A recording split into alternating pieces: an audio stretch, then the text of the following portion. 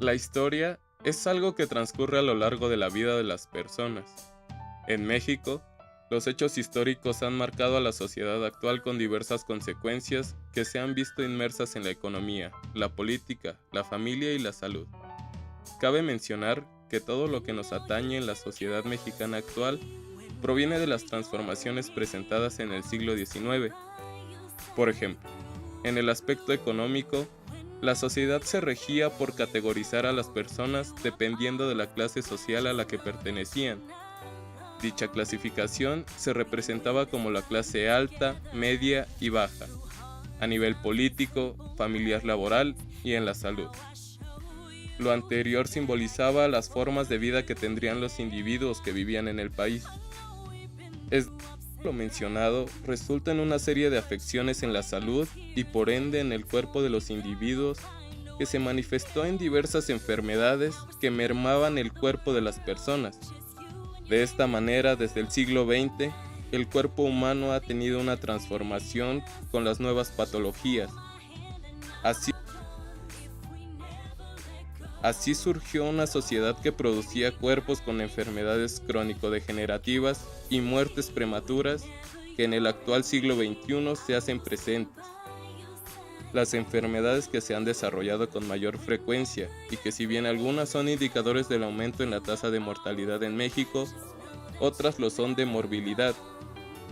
Tales padecimientos son obesidad, diabetes, hipertensión, alcoholismo, tabaquismo, gastritis, colitis, artritis, cáncer cervicouterino, cáncer de mama, cáncer de próstata, depresión, leucemia, anorexia, bulimia, lumbalgia, y en lo que aquí concierne, el desarrollo de miomas en mujeres.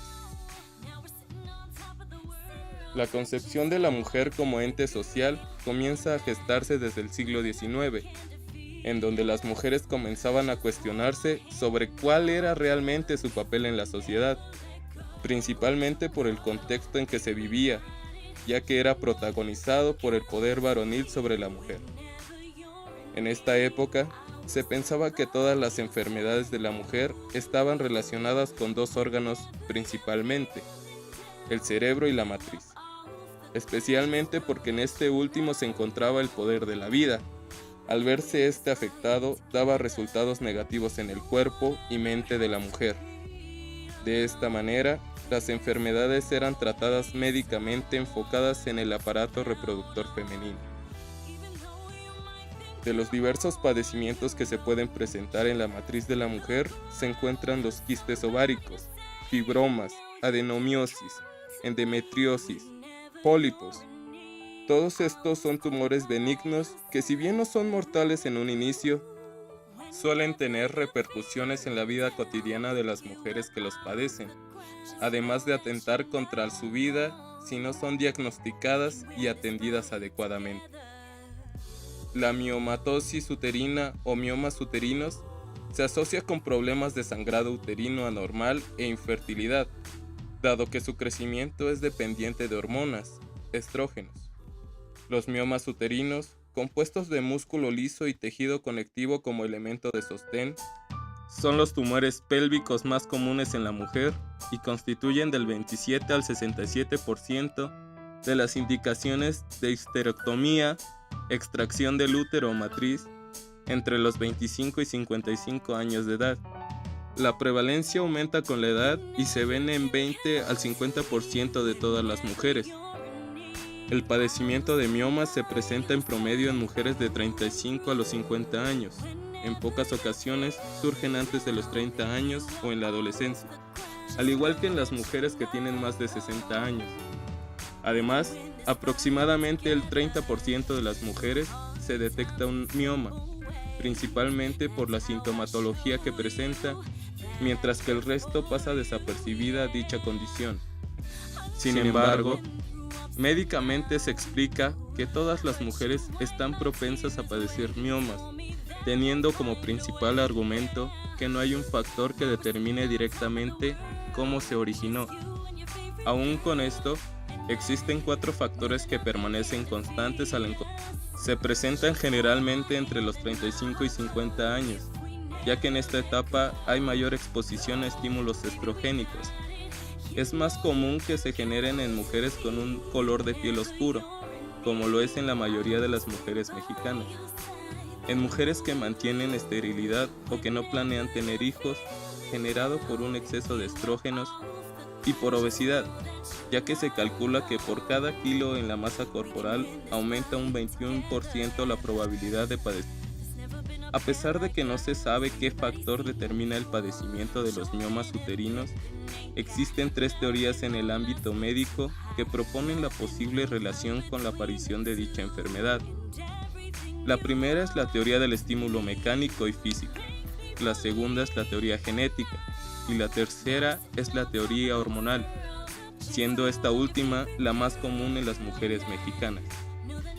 Bajo el enfoque médico-ginecológico, se explica que los miomas uterinos se generan a partir de células musculares normales, inmaduras o embrionarias en el útero y en las paredes de los vasos sanguíneos. Se desarrollan en meses o años hasta invadir gran parte o todo el endometrio, o en otros casos se desarrollan de tamaños inmensos. Se caracteriza por tener un aspecto esferoide de color rosado, constituido por músculo liso. Los principales síntomas registrados son aumento en el sangrado durante la menstruación y con mayor duración en días que el ciclo menstrual normal, dolor intenso en el abdomen durante la menstruación, dolor en espalda baja y piernas, aunque en múltiples casos es asintomático, aun cuando el tumor es evidente. Los tratamientos que se han utilizado durante las últimas décadas con el avance de la tecnología son tratamientos hormonales, los cuales impiden el crecimiento y reproducción de los miomas. Otra opción es mediante la resonancia magnética. La miomectomía, esta solo es empleada en caso de que la mujer aún desee mantener su fertilidad. El último procedimiento es la histerectomía. Esta consiste en extirpar de forma permanente el útero o matriz de la mujer. El Instituto Mexicano del Seguro Social se caracteriza por emplear dicho procedimiento en todas las mujeres mexicanas que acuden para atender el padecimiento. La histerectomía en México data desde 1878, siendo el primer país en practicar tal procedimiento en toda Latinoamérica. Las consecuencias registradas posterior al procedimiento son dolor en la cicatriz, infecciones, exceso de sangrado o la afección en otros órganos. En la historia del poder médico instituido observamos constantemente una tendencia a fragmentar lo corporal, lo cual les da a los pacientes una lectura que los aleja de la apropiación de su sentir. La parte emocional del cuerpo no es una realidad biológica, sino un fruto histórico. La historia como herramienta que nos permite darle una resignificación a los procesos y dimensiones. Desde el punto de vista médico, que es el único que ha abordado el padecimiento de miomas uterinos, se fragmenta al cuerpo femenino, ya que como se explicó anteriormente, solo se centra en atender el problema suscitado, en este caso los miomas en la matriz femenina. Se dice que desde esta óptica se ve al cuerpo como una máquina, un ente aislado que se puede fragmentar y por tanto las piezas se pueden tratar de igual forma. Sin embargo, esta teoría mecanicista, aunada a la etiología propuesta por los médicos, limita el abordaje del padecimiento, dado que no toma en cuenta la historia personal de la mujer. Una vez presentada dicha limitación, es importante destacar el papel de otros profesionales, en este caso los psicólogos, para que den cuenta de la importancia que representa dicha problemática en el sector salud. La propuesta que se presenta a continuación es holística, ya que se retoman todos los factores posibles que pueden dar lugar a la construcción del padecimiento en las mujeres mexicanas. La familia es la primera institución que inculca en los individuos la forma de cómo sentir y vivir, pero la presión de seguir este ideal comportamental genera un soma, que es la manifestación orgánica de una emoción. La concepción de la sociedad mexicana es un proceso de construcción de una enfermedad que sigue el transcurso deseo, emoción, sentimiento, actitud, acción. Esto bajo el fundamento de que hay una interdependencia entre un órgano y una emoción, donde la alteración de uno modifica al otro. Este desequilibrio ocasiona que un órgano empiece a tomar relevancia y desequilibra al organismo, pero como el cuerpo trata de adaptarse a este desbalance, genera un cuerpo humano que se enfrenta a niveles distintos de tensión y compromisos, ha de intentar ocultar su preocupación y la tensión se desplazará de acuerdo a los niveles de ansiedad. El proceso se hace más complejo cuando se relaciona con presiones de la casa, el marido, los hijos, la esposa, los compromisos sociales, los que significa que el cuerpo no tendrá ningún espacio de tranquilidad y sus sueños se verán perturbados y los órganos trastornados y con desequilibrios. Desafortunadamente, para cuando esto suceda, las personas ya habrán ingerido diversos medicamentos para calmar sus malestares. Esto lo podemos comprobar en las historias que más adelante se mostrarán. Pero el viaje de la emoción no se puede detener con un medicamento. Esta seguirá de manera silenciosa y asintomática. El doctor Sergio López Ramos dice que conocer la historia del cuerpo a través de la historia oral es una ruta que permite abrir un panorama del individuo a profundidad, especialmente cuando se hacen correlaciones con los olores, sabores, emociones y con las maneras de hacerse adicto a una condición. En concordancia a lo anterior, el objetivo de la presente investigación fue conocer y analizar el desarrollo del padecimiento de miomas uterinos en mujeres mexicanas mediante su historia de vida. Por tanto, se utilizó como método la historia de vida, considerando esta la herramienta más apropiada para conocer el proceso de construcción, salud-enfermedad de las personas, siendo ellas las protagonistas de la misma, con el fin de profundizar en la construcción del padecimiento a través de su historia. Se realizaron entrevistas a 6 mujeres mexicanas, eligiendo a las 2 más significativas. Cabe mencionar que en todas encontramos similitudes en cuanto a las emociones dominantes. El rango de edad fue de 41 a 60 años, con lugar de residencia en el Estado de México e Hidalgo. La historia que se presenta a continuación es de Jos, quien será mencionada así de aquí en adelante. Tiene 52 años de edad y actualmente vive en el Estado de México. A lo largo de su vida, Jos ha pasado por diversos acontecimientos importantes, los cuales han marcado su vida. Entre los más relevantes podemos encontrar el noviazgo y matrimonio de Arturo, considerándolo el mejor hombre que pudo encontrar para compartir su vida, deseando tener la familia de sus sueños, manifestándose completamente feliz, manteniéndose optimista, presentando afección en corazón e intestino delgado,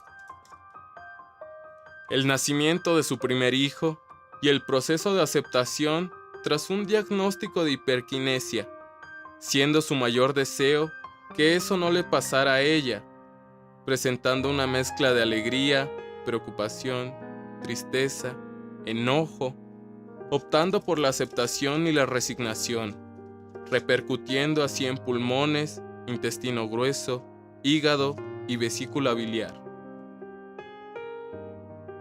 Con el nacimiento de su hija, 4 años después, deseaba que no se repitiera la historia de su hijo mayor, dominando la felicidad, viviendo con actitud optimista, viendo hecho su deseo de tener la familia que ella consideraba perfecta, manifestando en corazón e intestino delgado.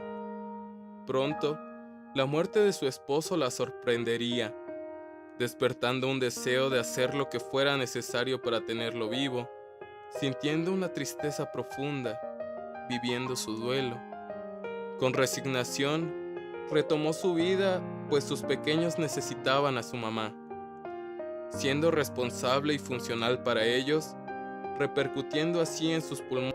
Posteriormente, le diagnosticaron quistes y miomas, dejando pasar sin importancia este evento. La aparición de artritis reumatoide trajo deseos por no sentir esos dolores tan fuertes, desencadenando preocupación, afectando su estómago y vasopáncreas. Años más tarde, inicia una relación sentimental, deseando que ésta fuera igual a su matrimonio. Desafortunadamente, no fue así, viviendo experiencias como violencia hacia ella y hacia sus hijos, presentándose depresión, actuando con pesimismo y apatía, sometiéndose a las reglas de ese hombre, apareciendo así el miedo, afectando a sus riñones y vejiga. A la par de este evento, se le desarrolló fibromialgia y anemia, aumentando su tristeza, comenzando a dejar de ser funcional para sus hijos, nuevamente repercutiendo sus pulmones e intestino grueso. Otro acontecimiento importante fue la muerte de sus padres. Dios deseaba que permanecieran con ella, pues eran su gran apoyo, aumentando su depresión, asumiendo, tiempo después, la realidad tratando de ser optimista. A partir de esto, decidió abandonar a su pareja, deseando no haber vivido todos esos años con él, sintiendo tranquilidad y felicidad, siendo optimista, responsable con ella y con sus hijos. Finalmente, hace unos meses fue intervenida con el objetivo de retirarle la matriz debido a complicaciones, sintiendo tranquilidad, alivio y que era lo mejor, deseando que todo saliera bien por sus hijos, representando en su corazón e intestino delgado. Durante toda su vida, la alimentación se mantuvo prevaleciendo el consumo de todo tipo de carnes, pollo, res y cerdo. En pocas ocasiones pescado. La mayoría de los platillos ha sido acompañado por todo tipo. A lo largo de la vida de una en un millón, han pasado diversos hechos significativos que han marcado y determinado el rumbo que ha tomado. Algunos de los más significativos han sido el alcoholismo de su madre durante su embarazo, las carencias económicas, el hambre extrema, las humillaciones, golpes por parte de la madre, el cariño de su padre, el matrimonio forzado con su marido, la llegada de sus hijos, el rechazo de los hijos, el padecimiento de miomas uterinos, las enfermedades que padece en la actualidad y el poco apoyo por parte de sus hijos y su esposo. Todo esto ha estado en conjunto con una serie de deseos que se hacen presentes. Los más notables han sido el deseo porque su madre no fuera alcohólica y que no la maltratara, el deseo de dejar atrás las carencias económicas, el deseo de recuperar su salud sin medicamentos y el deseo de tener una mejor relación con sus hijos. Es una mujer de 51 años, residente del Estado de México. Durante su niñez, el primer deseo que se manifestó en ella fue el que su madre dejara de ser alcohólica, ya que las emociones que se generaban en ella eran enojo, al ver que la madre se iba a tomar pulque en alguna de las pulquerías cercanas al hogar, viéndose afectados hígado y vesícula biliar. A su vez, se generaba soledad y tristeza al no verla, y cuando la veía, no se encontraba en las mejores condiciones, lo cual interfería con sus pulmones e intestino grueso. Esto gestó sentimientos de frustración por el abandono de la madre, a quien solo le interesaba mantenerse ebria sin mostrar interés por sus hijos. Por otro lado, la vergüenza también se encontraba presente, ya que tenía que ir por ella a la pulquería para que regresara a su casa. Asimismo, la actitud que mantuvo durante este tiempo fue consecuente con la realidad que vivía, es decir, se mantenía hostil hacia su madre y mostraba rechazo y desconfianza hacia la madre. Todo lo anterior, como se mencionó, terminó en que ella realizara la acción de ir por su madre a la pulquería cuando no se encontraba en casa. La vergüenza se intensificaba cuando una de sus amigas de la infancia la acompañaba para sacar a la madre del establecimiento, tan ebria que siempre terminaba golpeándola con jalones de cabello y humillándola. De esta manera, se formaba un deseo por no querer que la maltratara con golpes y humillaciones, que generaban miedo y terminaban con la poca alegría que su padre le generaba al tratarla bien. Esto, a su vez, afectaba directamente a su corazón e intestino delgado, formándose en ella tristeza al recordar los golpes y humillaciones que su madre efectuaba hacia ella y sus hermanos. Eso tuvo repercusiones en sus pulmones e intestino grueso.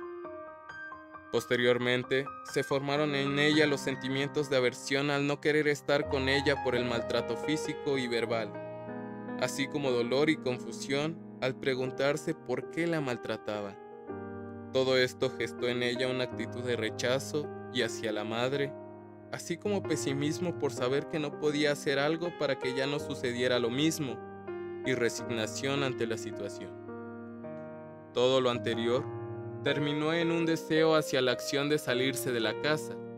Sin embargo, no lo llevó a cabo dado que el miedo continuaba presente. Otro deseo que se manifestó en la vida de una en un millón fue dejar atrás las carencias económicas, resultando las emociones de tristeza, ya que al llegar a casa no había nada para comer, dado que la madre no se encontraba en casa e intestino grueso. Asimismo, la ira se hacía presente al ver que la madre no estaba en casa por estar en la pulquería consumiendo el poco dinero que tenían en pulque, afectando así su hígado y vesícula biliar, formando así un sentimiento de impotencia al no ser capaz de esta situación. Se prestó a realizar la acción de robar los gansitos en las tiendas. Al ser tan intenso el deseo por tener algo para comer, sin embargo, esta acción terminaba en un sentimiento de culpa, ya que ella sabía que no era correcto lo que hacía. Finalmente, el último deseo que se creó en una en un millón fue mejorar con cada enfermedad que ha tenido. La principal ha sido el padecimiento de miomas uterinos a la edad de 42 años, ya que al realizarse un ultrasonido por tener menstruaciones anormales y dolores en las piernas, espalda y abdomen, se le diagnosticaron miomas uterinos. La emoción que predominó en el momento fue angustia, ya que no sabía de qué se trataba dicha enfermedad. Esto repercutió en su vaso páncreas. La siguiente emoción fue miedo, al enterarse que tenía que operarse y retirar su matriz. Este miedo se hizo presente momentos antes de la operación, pues se gestaba en ella un sentimiento de temor a la muerte. Esto afectó a sus riñones y vejiga. La última emoción que se exteriorizó fue la tristeza, al concebirse ahora sin matriz, y aunque eso no cambió su concepción como mujer, gestó sentimientos de confusión al no saber qué pasaría después con su cuerpo. En conjunto, las actitudes que predominaron en este proceso fue de rechazo, resignación y consuelo, realizando la acción de buscar ayuda médica para los malestares posteriores a la operación, consuelo en sus amigas y clientas, ya que por parte de su familia era nulo el apoyo, y en una resignificación de su vida al enfrentarse sin una parte importante para ella. A lo largo de su vida, los sabores de preferencia que se han mantenido son, en primera instancia, el dulce, destacando el segundo es el picante, combinado con la predominancia de la emoción de tristeza y el ácido. Dada la... Conclusiones. Saber cómo se conceptualiza un órgano o una emoción es importante, pues de ahí se derivan las maneras en que las personas viven su cuerpo o toman distancia de su condición. Se ve al cuerpo como una unidad órgano-emoción, resultado de un proceso histórico-social de un tiempo y espacio, donde el sujeto construye su propia historia corporal de acuerdo a su condición social. La emoción se debe explicar en función de la historia familiar y de los diferentes procesos que ha vivido el sujeto y qué enfermedades ha tenido a lo largo de su vida. Todo depende del tiempo que el sujeto tenga viviendo ese proceso o de lo que hace para trabajarlo. Los tratamientos médicos no pueden detener el viaje de la emoción, menos curarla, pero sí, en cambio, engañar al sistema o distraerlo, incluso bloquearlo para que no sienta. Mientras tanto, la emoción continúa su ruta. El sujeto creerá que está curado, pero esta sensación puede durar unos meses o solo unos días. Dicho lo anterior y con base a los resultados obtenidos, concordamos que es de suma importancia conocer la historia de nuestros antepasados y su contexto, ya que son parte fundamental de nuestra construcción como individuos y de nuestro proceso de construcción social corporal. Como pudimos observar, todo deseo, emoción, sentimiento, actitud y acción son parte de este proceso y se ve ilustrado en la historia de Joss y de Una en un Millón, pues cada ruta de construcción que se marcó en su vida ha dado como resultado diversas enfermedades, que si bien han sido tratadas médicamente, solo afirman que se trata al cuerpo como una máquina que se puede fragmentar y componer de la misma forma, sin tomar en cuenta los demás factores inmersos, teniendo como resultado una explicación vaga acerca de cada padecimiento que han tenido y con ello un deslinde de las emociones que han prevalecido desde la infancia de los participantes hasta su vida actual, es decir, la tristeza por parte de Joss y el enojo por parte de Una en un Millón. A lo largo de la vida de las demás participantes también se han manifestado diversas emociones que han repercutido en su salud y que de igual manera los tratamientos médicos han sido para ellas poco efectivos, ya que solo resuelven el problema físico y no el emocional, dando como resultado una forma de ocultar las emociones y que con el paso del tiempo se hacen presentes en los órganos de las personas y con ello la construcción de sus enfermedades. Por lo tanto, se sugiere abordar sus enfermedades a través de la teoría de lo corporal propuesta por el Dr. Sergio López Ramos. En dicha propuesta serán retomados todos los aspectos biológico, social, cultural y emocional implicados en la historia de vida de cada mujer mexicana partícipe de este estudio. Esta propuesta se dirige a la construcción de las enfermedades conocidas como psicosomáticas, con lo que pretende buscar una metodología para trabajar con el cuerpo y la memoria corporal.